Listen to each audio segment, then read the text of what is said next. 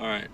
Uh, After about 150 to 200,000 miles, your key starts to wear out, and your ignition cylinder won't turn. It'll turn to the access setting, the ACC setting, but it won't get really past that.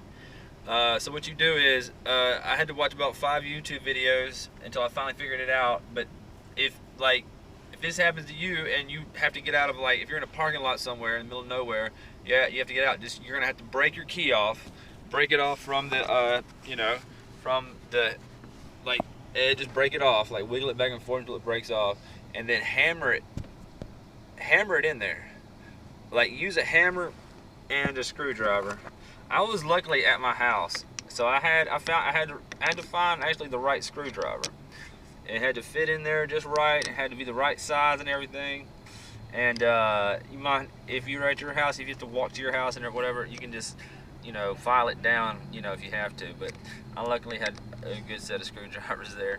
But actually, you hammer it in there, and you try to turn it, and then you hammer a little bit more, try to turn it.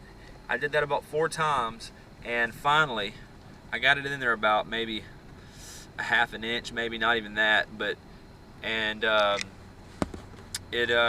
it finally turned over, and it was amazing. So just break the key off and hammer it in there a little bit and start trying to turn it, and it'll eventually turn. But be careful, don't give it too they say use a rubber mallet, but I used a real hammer. But I was gentle with it, so just be gentle with it, get it in there, and keep trying to turn it. Don't force it, turn it, but just, keep wiggling it. Hold your foot on the brake. So, all right, signing off.